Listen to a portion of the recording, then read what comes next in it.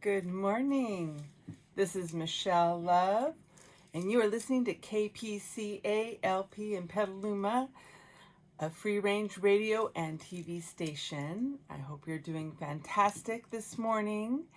And what I do with this show, it's called Dynamic Change. It's every Wednesday at 11 o'clock. And I am a certified wellness coach. I'm also trauma informed. I have a degree in psychology.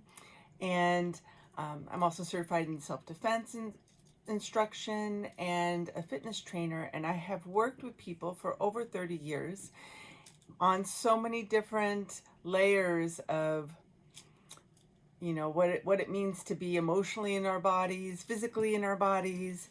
And I just love sharing information with people that is helpful to help them feel emotionally balanced, physically balanced, and as happy as possible. And for more information on me, you can always go to my website, dynamicchangerwellness.com. And these shows that I do every week, I also upload to my YouTube station, Michelle Love with Dynamic Change and Wellness. And I've done over 60 shows, and they cover just all the variety of different experiences we have emotionally, how to set boundaries, how to have your voice, how to shift a pattern within yourself. And it gives you psychological techniques, emotional techniques, behavioral techniques. And I talk a lot about the somatic experience. And the somatic experience, which is what being trauma informed is discussing, is when we go through really challenging times in our lives, your body holds that information. So that idea of emotional baggage is very true. It lives in your body. And that's why we get triggered in life when something reminds us of something we've gone through, and we get really upset and we don't know what that is or why that's going on. That's because the somatic content, and trauma doesn't have to be this extreme word. There's different layers of things that are challenging. There can be really challenging things. There can be more of a subtle thing that has built up a certain amount of stress within our psyche and our subconscious and our body. And we get, because we carry it every day, maybe our whole life, like we're not aware of how much we're carrying within us. I think it's, so if, let's say there was some intense trauma, like an abusive childhood, and in my shows, I make up examples of someone's imaginary story of growing up with a particular experience, a particular challenge, maybe it was abusive, whatever it was, and how that can play out in people's lives. Because I think that oftentimes we just don't understand these subtle layers and know how to pay attention to them so we can find relief and not have to carry this pattern that is really stressful, that gets in the way of having more ease in our lives and more happiness. So that's my goal with this show. I love doing this show. I'm very grateful that KPCA allows me to do it every week.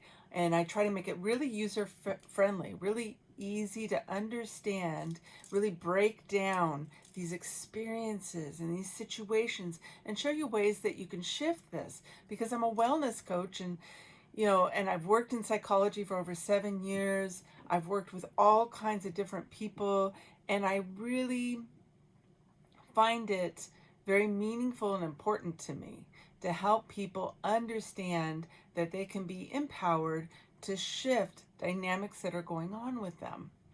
And often we need help. It's always good to get some therapy, maybe find a coach, to join a group. Sometimes even just scrolling through YouTube and looking up some, TED Talks, whatever it is, read a book, but to open up the energy within yourself to be like, I'm going to find the solution. because I want to feel better. And so that's why I do this show. And today I'm super excited. I'm excited every week, so I can't help myself. I love problem solving emotionally. I just love it. And I think there are solutions, and I think we need solutions within our society to switch some of these old patterns that to me are just so overdone. Like, it's really time to let some of these patterns go and learn how to have a more healthy connection within ourselves and how we relate to each other. So today, I want to talk about the emotional elephant in the room. And what I'm talking about is really in our society, there's this layer of being uncomfortable with, I think, really processing the deeper emotions that people are feeling within the room, within the situation, within the relationship. And I never like to pick on anybody. I really want us all to heal as people. So I don't see it as an issue with, a particular gender or anyone coming up short here. But I do want to talk about what gets in the way of us being able to have our hearts more open and trusting with our communication. And so, again, I have the privilege of having this amazing partner and an amazing brother and people in my life where I can talk to men and get input about their emotional experience in life. And I'm very grateful for that because it opens my eyes to what can be challenging for them. And I already know all the female stuff, but I want to be able to speak to the male experience as much as my privileged education of having these people in my lives can give me, and try to honor that as much as possible for the men as well.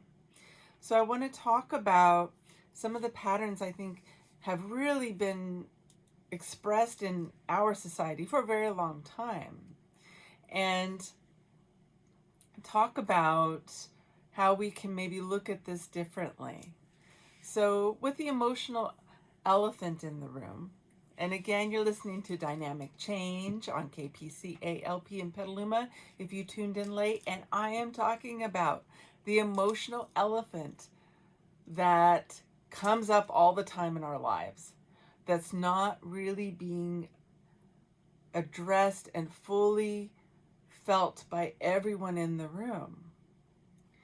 And or there's blocks, like there's only so much being felt, and then there's like this almost like this blame and deflection of addressing the really uncomfortable feelings. And so that's why I call it the elephant in the room. And I've done shows about empaths because I've always been a very, very strong empath my whole life.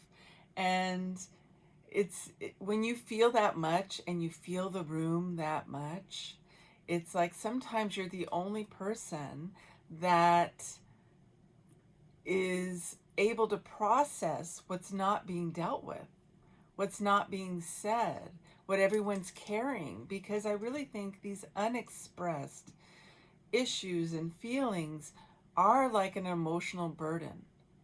The emotional elephant in the room, and I love elephants, I love animals, so not to put any negative connotation on them, I adore the elephants. I think they're very powerful, amazing, intelligent beings, but it's that big, right? We just want to relate it to the hugeness of the experience of what's not being dealt with. So what happens when we don't deal with that emotional enormity, right? What does that do to us? What does that do to our ability to connect with each other? What does that do with our emotional growth when we do not handle stuff and we blame and deflect? And so what I would like to say is I think that a lot of times, we're all good people. I think there's goodness in everybody. I think Sometimes people make some really poor decisions and do hurtful things, and it's not okay. I don't want to excuse them of that. But, we all have to, I think, keep reaching towards the healing. And that does ripple out and help even the people that make those really bad choices and are really hurtful to feel that.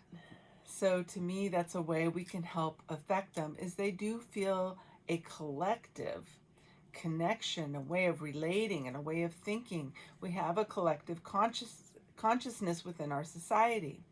And one of those consciousnesses, I think, is this a layer of emotional avoidance, because there is this underlying trauma, underlying like a psychosis, an underlying subconscious that's too difficult to look at. There's a lot of pain there. There's a lot of things that have, been passed down through the generations when people didn't know how to do it differently. They didn't have all the tools we have today. Everyone did the best they could, but there was some really dysfunctional emotional thoughts, beliefs, and behaviors that were painful to keep carrying that emotional baggage through the generations, right? And we're like, nowadays, people are really quite vocal and talking about teasing some of this stuff apart. Like, we don't have to continue it. We don't have to continue to carry this emotional avoidance of pain. And so the reason people avoid it, so if someone grew up with a certain level of emotional patterns that were painful, abuse, and it can be all different kind of layers of abuse, and sometimes it doesn't even have to be something really huge, but there was this pattern of not feeling heard. It wasn't safe to communicate. They felt put down. They didn't feel seen. Or, in extreme situations where there is a lot of abuse, it just tears down the sense of self, or the sense of self doesn't really get developed in a healthy way. So there's all this unhealthy accommodation and avoidance that happens to try to survive the landmines of emotional baggage, right? Because they go off and it's painful. It takes you right back to the childhood of that feeling. And so our emotional baggage that lives in our body and our psyche and our subconscious is all about our childhood and what didn't get fully resolved. And the reason I talk about being trauma informed is that's something I'm studying, and something that I think is a really powerful new insight within the psychology field. Is over the years they have been developing more and more techniques that deal with the somatic layer. What you are carrying, somatic means your physical experience in your body. So the emotional experience in your body of what the things, the emotional challenges you carry that are in your body. And so when you grow up with these experiences, so again, trauma work is very different than your normal talk therapy.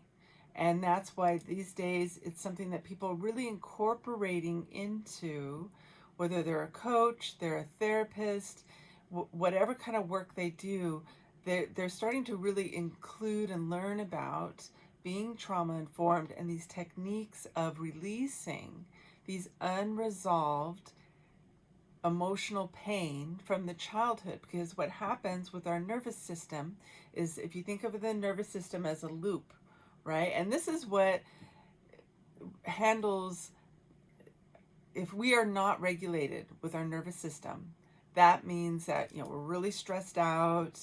We feel kind of this constant level of not feeling at ease, not feeling relaxed within our nervous system.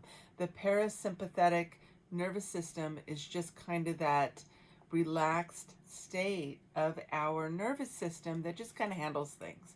We say, okay, we're going to pump the blood, take care of the organs, we're going to, relax, sleep when we need to sleep.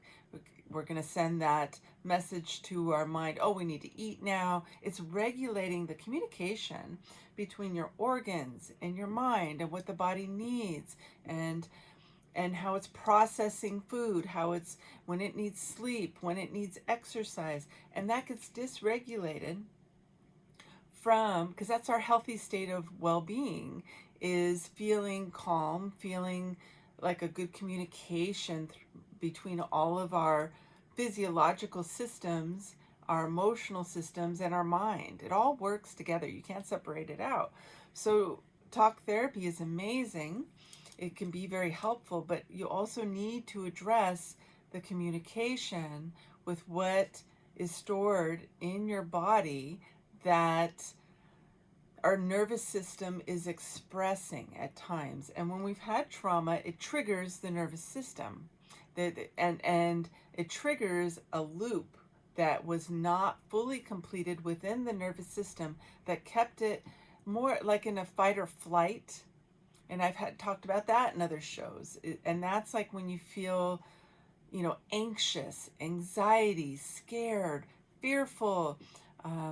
For extreme cases, if it's PTSD, it can be extreme. It could be really feeling afraid, feeling like there's something scary, urgent that needs to be dealt with. And what this is, it's a loop that the trauma caused, a loop of, it's like being stuck on a record. I remember records. I grew up with the records, so like it's being stuck. You can't move forward. You keep going back to that unresolved feeling that gets triggered by something that reminds you about it in life. And you go right back to that feeling because the loop was never completed. So trauma work, what it does is it completes the loop of that experience from the childhood that never got to heal. Because when it's like an open wound that is always kind of there, but it only gets triggered at certain times by certain flavors in life that remind that trigger of that experience, and you go right back to that physical sensation, emotional sensation, those thoughts, and it's like all of a sudden you're carried away, to somewhere else, another, out of nowhere, and you don't know what to do with it, and it can be super overwhelming. So that's, when you do trauma work, when you do the somatic work, and I'm going to start teaching the somatic work in my show more and more, because there's certain easy techniques. That's why I do the guided meditations. I'm going to start talking more about tapping on the acupressure points that help resolve nervous system, emotional experience, and give you more and more tools. But I'm going to talk about today, so once you work on completing the emotional experience that happened in the childhood, complete the nervous system experience in that moment, then it can be released, and you're not going to keep getting triggered and have that particular pattern. So I'll keep giving you tools. You can keep tuning in. And but I do give a lot of emotional and psychological and behavioral tools already, and some somatic tools with the deep breathing, with the guided meditation, all that mindful stuff, the meditation, all of this is going to help the somatic emotional experience as well and be helpful with trauma.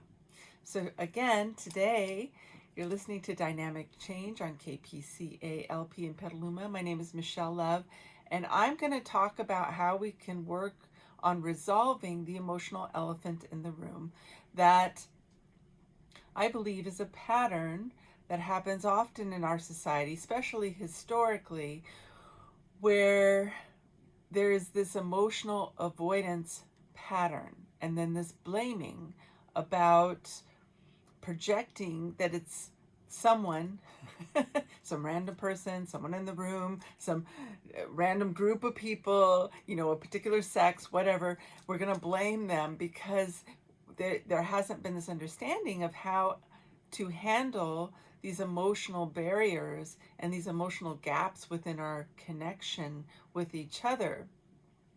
And that blaming or putting someone down or whatever that is, or calling them crazy or whatever it is just this avoidance of the pain. It's a fear response to the original pain. And it promotes more pain when we blame. So there's this dance going on of this trigger of there's something painful there. And it can be a societal pattern. You know, we have this collective consciousness where we all kind of move together in a lot of the same patterns. I'm not saying everybody, but definitely as a society, we are expressing certain unconscious, subconscious patterns and beliefs that have been passed down through the generations due to a certain level of understanding of how to handle our emotions, how that reflects with our behavior with each other, and how this gets expressed and played out like a play, right? Like a play, a theater play. It keeps going and going and going. And so part of that play is in avoiding that pain, in avoiding that discomfort, and there's that fear of looking at that pain, there's this blame that goes out. And it perpetuates more of a painful experience. So if we can learn to address what the emotional elephant is, what's really being felt in the room. And again, the empaths, and I can speak from my life experience, oftentimes the empaths are the people that really feel a lot. Autistic people are like this, people on the spectrum are like this. They'll feel the feelings that no one's really dealing with. And then oftentimes they get kind of blamed because it's the discomfort that no one wants to look at those feelings. And so when we look at someone picking up on it, which is a gift, being able to feel that, and then they're putting some expression to it.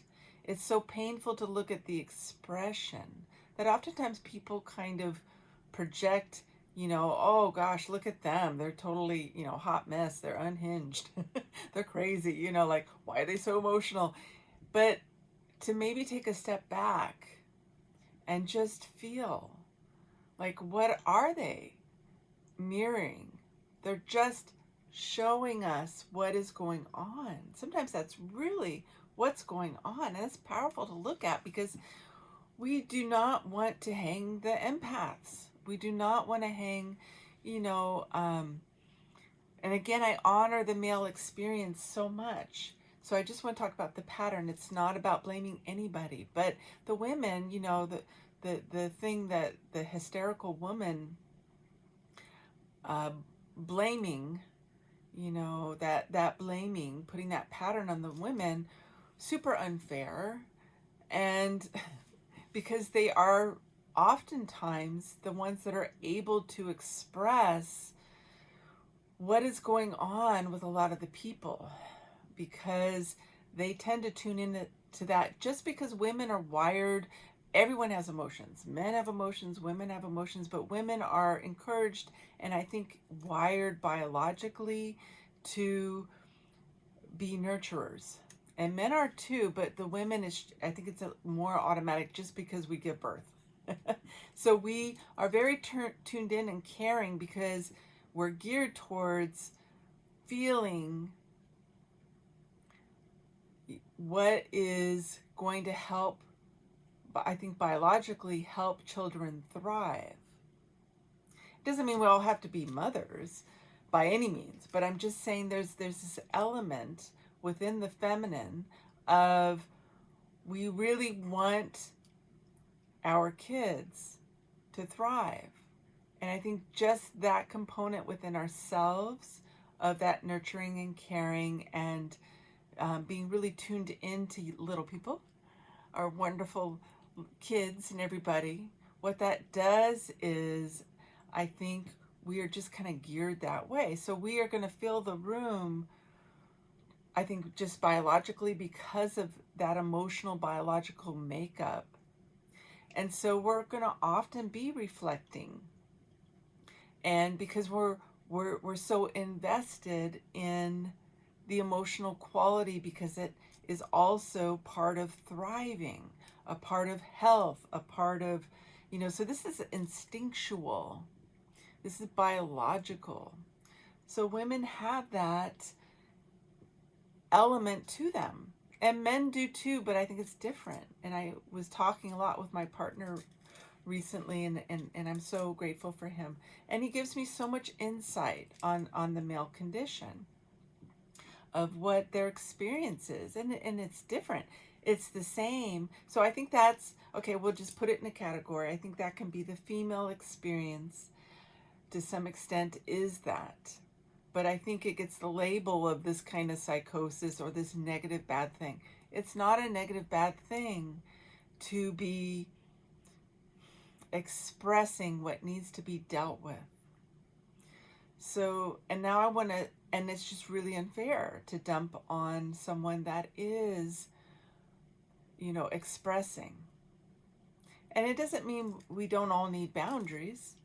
We want to find some way to regulate that, so it's not coming from a place of emotional discharge that's kind of big. But we also need to understand when things have been suppressed for a long time, and you have the empath come into the room. Men can be empathic as well. It's not a gender specific thing, but they feel, right? So when we're feeling this built up of this almost like toxic level of emotional avoidance, and then whoever's feeling it and reflecting it, it can look dysfunctional, it can look really imbalanced, but that's not the issue. It's not about that person, it's actually about the issue of the toxic level that has been produced from all this emotional avoidance, from the fear of feeling the pain of these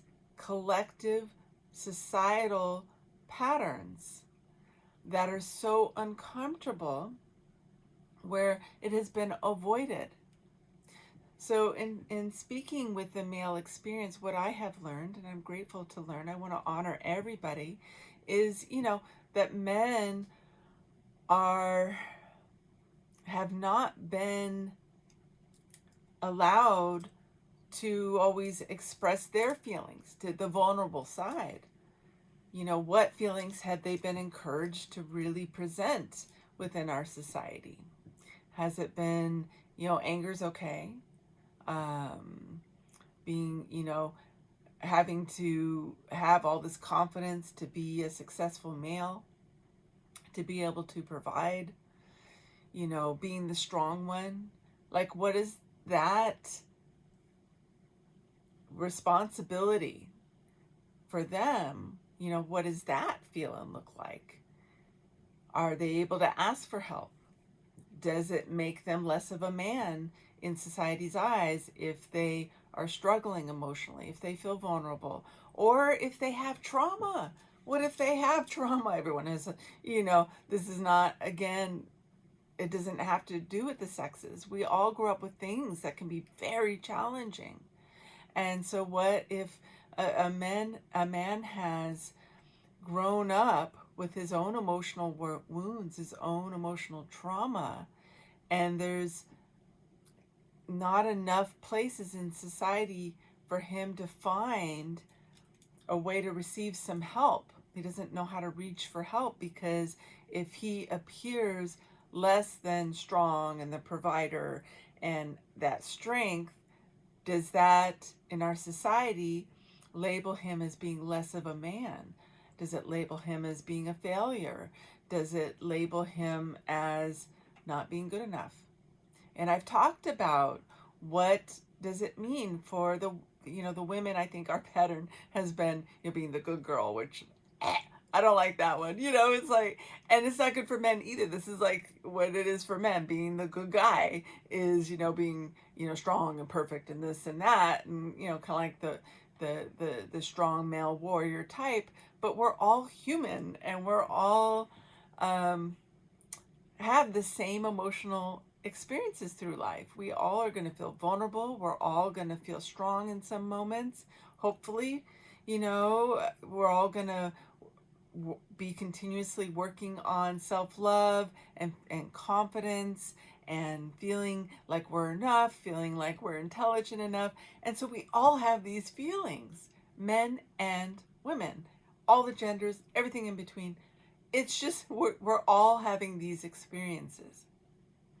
So what I want to talk about today, this emotional elephant of the emotional avoidance that we have within our society, because I want to see us to be being able to connect with each other.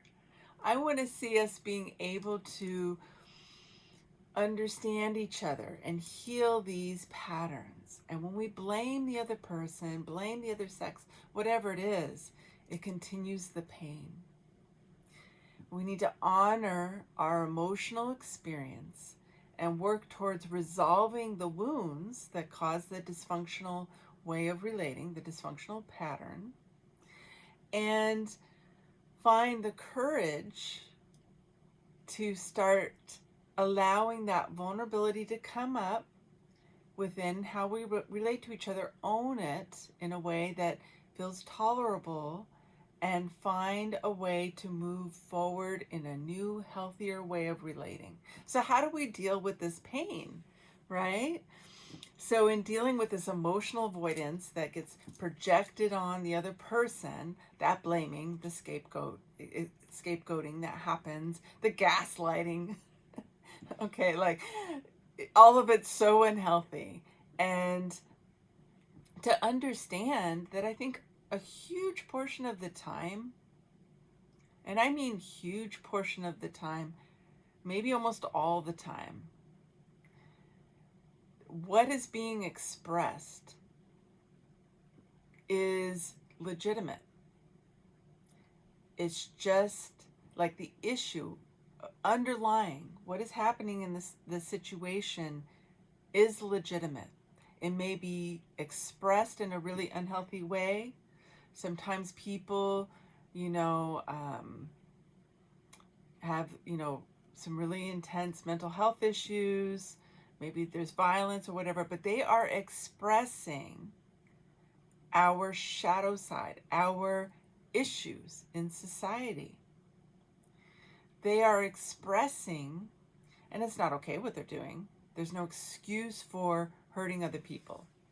I really don't absolve people of that, but I want to talk about, if we go beyond, up above it, right? Okay, we're going to go beyond that.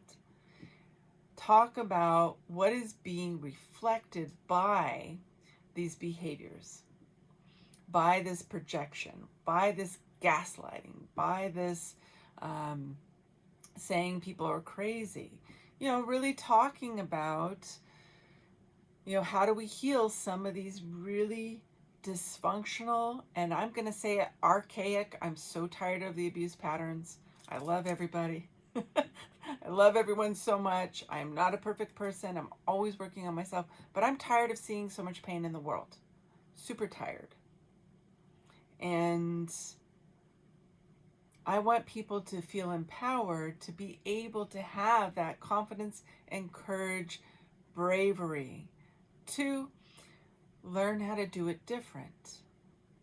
So we can start healing these things. So when we are in a situation where there is this emotional avoidance, and I think a lot of times if we slow down, I think a huge chunk of everybody, we know when something's wrong. We are emotionally intelligent enough, even if we're numbed out from, abuse. And later on, I will talk about the numbness that comes with trauma. I will address that at some point. And so sometimes it's hard to tune into yourself if there has been a lot to process in your life. And I understand all those layers. But I think even when we're overwhelmed with it, there is a part of us that knows that something's not right. something doesn't feel good inside. We just had that argument with somebody. We had that difficult conversation. We said something we know had, this anger that had been triggered because of the fear of the pain. So if we can start addressing the pain and really provide some movement towards healing that pain, even just a little bit, it's going to help us have more trust and our hearts more open when we relate. So we're not dumping it on other people. We're not projecting it on other people. We're not gaslighting. Gaslighting means you're treating the other person like they're the crazy one when there's probably some emotional truth going on there. I think often that's usually what's going on. There's actually something really honestly going on there that needs to be resolved. And maybe it's being played out in an unhealthy way. Maybe it's being played out in a emotionally dysfunctional way that makes it very murky. So we don't know how to see it clearly because there's just all these layers to it, right? So I always like to get to the bottom of things. I'm really that kind of person. How can we resolve all these layers, right? We have to start addressing the fear of the trigger, of the experience from the childhood that is causing the shutdown, the emotional avoidance of being able to maturely, appropriately owning some of that pain rather than saying, oh, that's, when you do that to me, you're the crazy one. I can't believe you do that. Or I can't believe that person did that and everything else, and projecting it out onto them and really acknowledging that when you don't feel good inside, there's something to resolve within yourself. And it's normal to have responses. Sometimes we get overwhelmed. If someone, hits us, we're going to be upset at that person, right? So, but we need to start acknowledging what is going on with us and what we do project and what is really our own pain. And how can we start handling it so we can emotionally flow in a healthier way with people rather than avoiding the pain and pointing the finger at them and putting that emotional responsibility on them when it's really our pain to heal, our emotional responsibility to heal and address. So how I want to say you can do this, now I've broken it down enough, is when something doesn't feel right and you feel like, wow, I'm really upset about this, step back from that. And, getting therapy is fantastic. Always a tool. Sometimes, working with a coach is a tool. Sometimes joining a group is a tool. I'm going to give you tools you can do at home that are easy. I always encourage you to get professional input, help, whatever resonates with you. Okay? So journaling for men, women, everything in between, everybody, journaling helps us reflect. So if you notice you got triggered in communicating with someone and it really bothered you and you had a reaction of wanting to push them away, the emotional avoidance, right? Write about it. Say, man, I was really pissed off at my boss today. Felt really triggered by, I don't know, he said this thing and all I know is I got really upset. So that is something it's good to reflect upon. Write about it. You can even voice type about it, but dialoguing about it, whether it's the kinesiology of writing through your body, I think is a way to connect up the body with the mind. So writing is great, but sometimes we're busy. So you can also do other things. You can type it if you like typing, voice typing, writing, but try to let the story come out of you and think about, okay, this is how I felt emotionally when he said that. It made me angry. Okay, why did it make me angry? Why did it make me angry? Like going below that. Okay. I'm angry because, so this is my imaginary scenario. The person's like, yeah, I felt disturbed by when the boss said that information because it made me feel not good enough. Okay. So rather than blaming the boss and saying, the boss is such a jerk, and these people we deal with, sometimes they make bad choices and they're not, having the best behavior. So it's not like they're perfect people, and, maybe they were being really difficult. But notice what gets triggered within you, right? So looking at it and saying, okay, well, I feel not good enough within that when I get criticism. Okay, maybe it's that. And so I don't feel good enough. And go back to your childhood. Try to remember the first time you felt that. You just, you didn't feel good enough. And maybe you can connect it to the original painful experience. Okay, and maybe it was there was a parent that had their own level of issues that had nothing to do with you, but when they said hurtful things because they had their own issues they didn't resolve, right? Didn't know how to handle, or making a bad choice, whatever it was, projected that on you. See, that's the projection. That's the emotional avoidance right there. That's the emotional elephant I've been talking about. It gets projected on you. So we can put a little understanding when we've been on the receiving end of that. And in our childhood, we tend to pick up on the emotional baggage that parents were not able to resolve within themselves. So then we're dealing with that enormous emotional pattern. And so looking at, okay, that got projected onto me by the parent that had that particular issue, maybe they're alcoholic or something, right? Okay, so they just projected that thing because they were very, very critical. And so I always felt that not good enough. So my imaginary person, let's say my imaginary person is Steve, and Steve realized that at work, when their boss provided any kind of criticism, even if they were trying to be constructive, that he felt very angry in response. And he was stifling it because he didn't want to lose his job. But he was like, man, that really bothers me. Why am I so angry? So he decided to get some help around this. So he starts seeing a therapist. The therapist says, okay, we're going to talk about that. And they noticed that it went back to the childhood with the alcoholic parent. Again, this is an imaginary scenario, imaginary person named Steve. And so imaginary childhood, okay? So the alcoholic parent was very critical. And so he never felt good enough. So he felt very angry with any kind of criticism. And this played out at his job.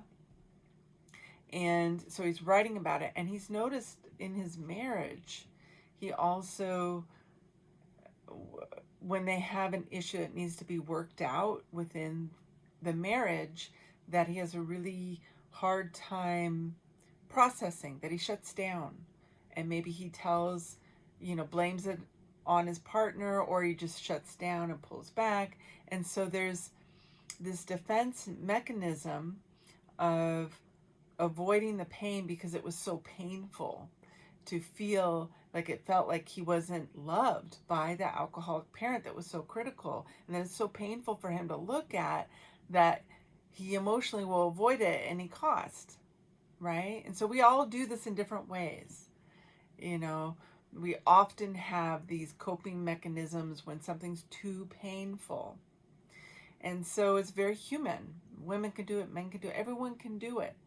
But getting to the root of the pain, the fear of that pain, and realizing that we are not that little kid anymore. So Steve's not that little boy that grew up with that heavy criticism, but the pain is still there from that childhood, that unresolved nervous system trauma loop, because it became like a, you know, comparable to a layer of, you know, feeling a, not extreme trauma, but a level of trauma of being, you know, it's painful. So trauma is also not just about fear. It's about internalizing pain that can be, you know, like a high level of anxiety, emotional pain, avoiding that emotional pain. So it doesn't have to be just like a feeling unsafe kind of thing that produces trauma, but that, you know, if it's over and over and over, the trauma response, the unresolved nervous system loop of the experience can be this, it can feel kind of traumatic to feel that put down, that lack of love, that lack of being seen, that lack of feeling worthy can be really, really wounding and feel traumatic, like heartbreaking. Okay, so trauma is also like extreme heartbreak. That's kind of traumatic, you know. It has the same quality. It can be that debilitating on that person. So he just noticed that that's happening in his present time. So when we get triggered, you know, Steve goes back, he gets triggered to that time. So his subconscious, his psyche, the memory within his tissue, his somatic experience, everything reverts back to that childhood pattern. And so because he's never been able to resolve or even maybe look at the childhood pattern, he didn't realize it was there, he just projects it on other people when he can, right? Where it's not a huge consequence. Maybe he has different ways of projecting. Maybe he shuts down. He feels angry, but he doesn't do anything with it, and he just shuts down. He doesn't talk with his wife. He doesn't talk with the boss, because he feels if he tries to resolve this, was so unseen and felt so unloved and so unworthy as a kid, which is understandable, right? No one's fault here. Of course he felt that way. He was put down all the time. And of course, you know, the parent had their issues, and they should have sought help, but maybe they didn't, right? People did the best they could. We would like them to be able to have done more sometimes, but it is what it is. And so because he has this inner loathing and fear of the pain, there is this avoidance. And so he knows he's deep down inside angry about it.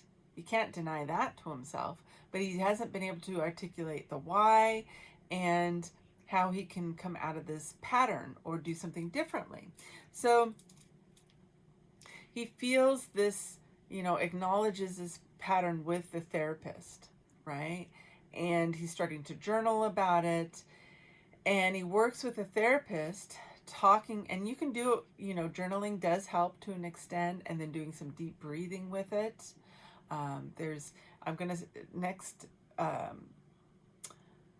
Next show, I'm going to start talking about the somatic things that help that you can do to help the somatic body heal, which is, I'm going to do some EFT, emotional freedom technique, tapping on the acupressure points, some deep breathing. So let's just say, like, do this with me now. We're going to do this for Steve, and to practice this.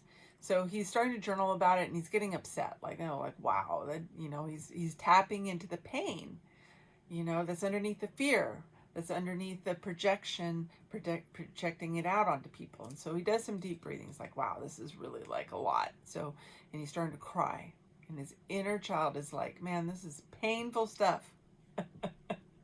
So he's going to do some deep breathing. So do this with me now, so we can practice our deep breathing. This is block breathing to help with the nervous system. So breathing in for a count of 4 if you can, through the nose.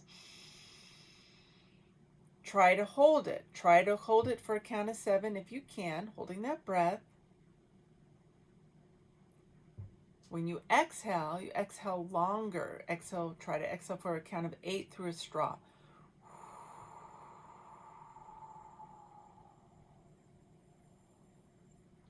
When you're ready, 4 in. Hold for 7. Exhale for 8 through a straw.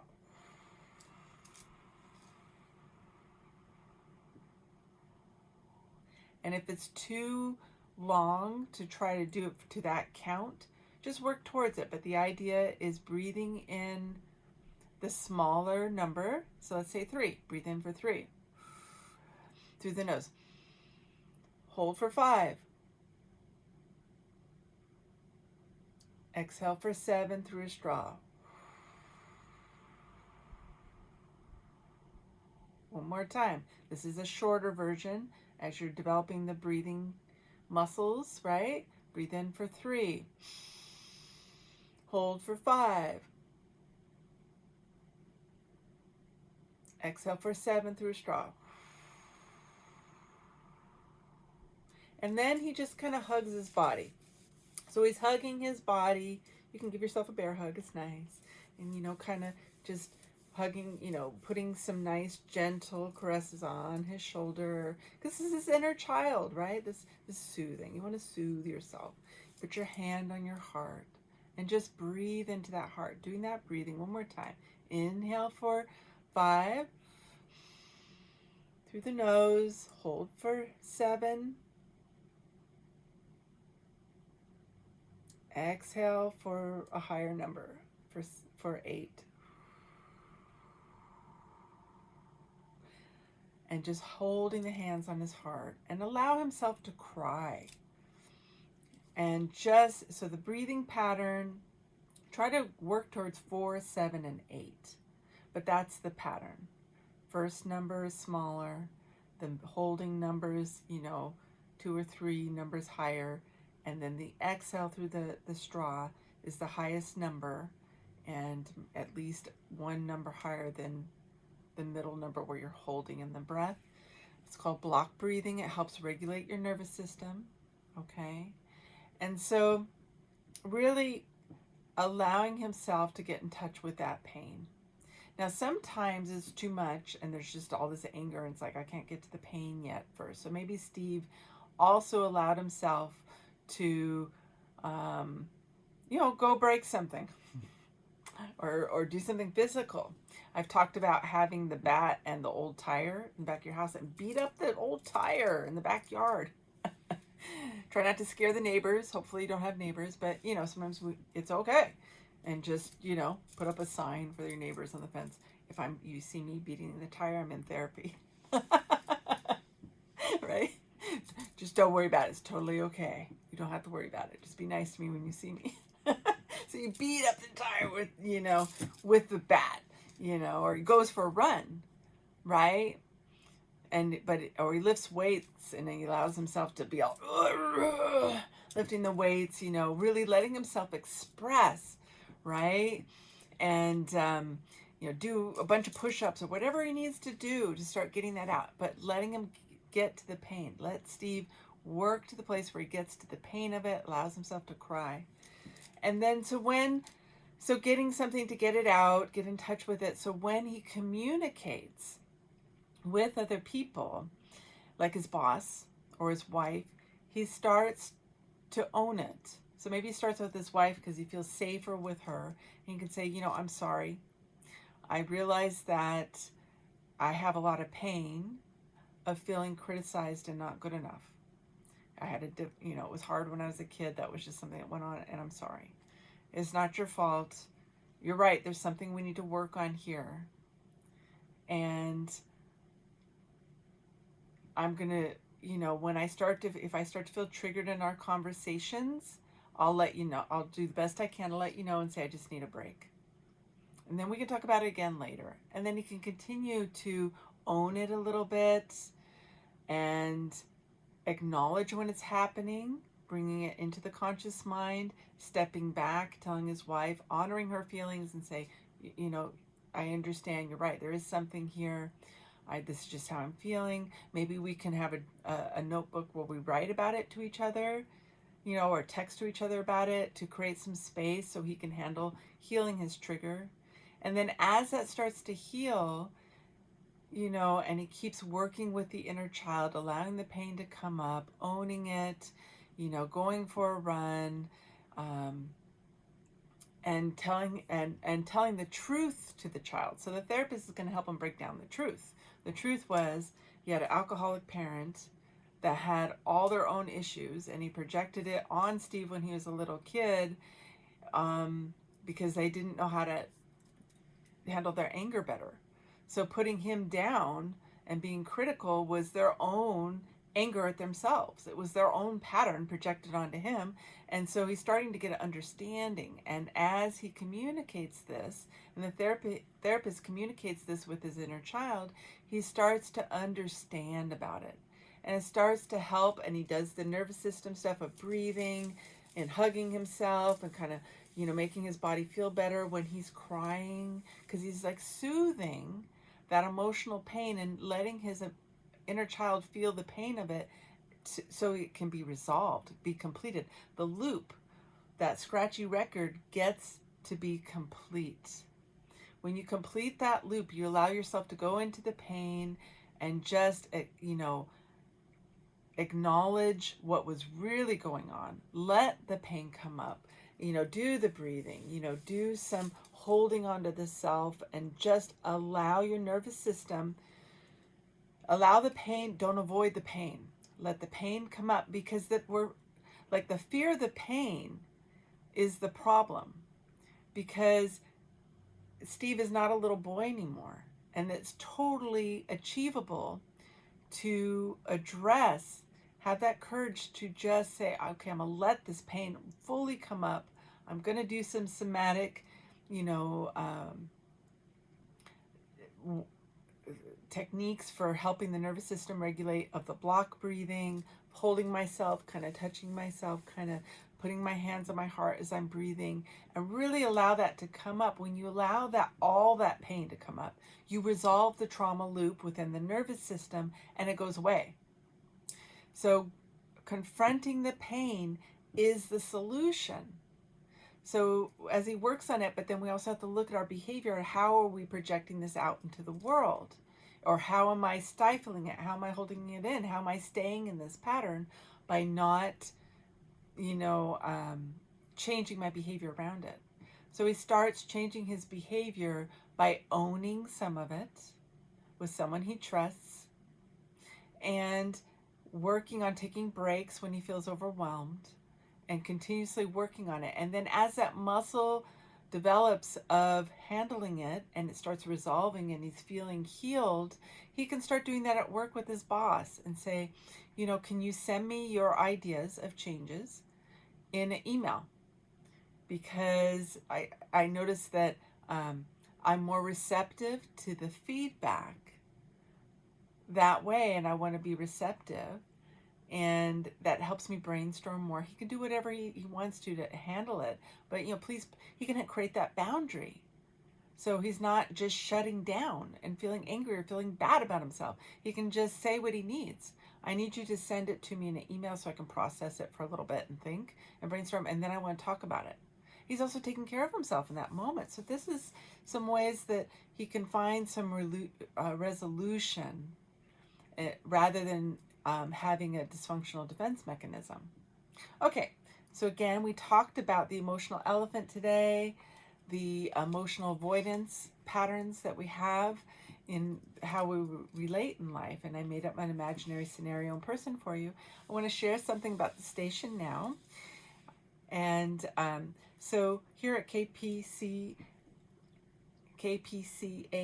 in Petaluma, this radio station, Petaluma Community Access, is a nonprofit multimedia organization. This radio station, KPCA, relies upon memberships and your donations to fund our critical operations.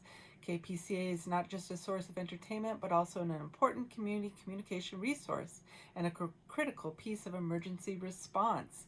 So right now, go to our website, kpca.fm, and donate to keep the voice of Petaluma on the air. We're grateful for all of our listeners and TV watchers. Again, my name is Michelle Love. You've been listening to Dynamic Change. My website is dynamicchangewellness.com. And you can always go to my YouTube channel, Michelle Love with Dynamic Change and Wellness, for all the shows. And I wish you so much happiness and joy in your heart. Bye-bye now.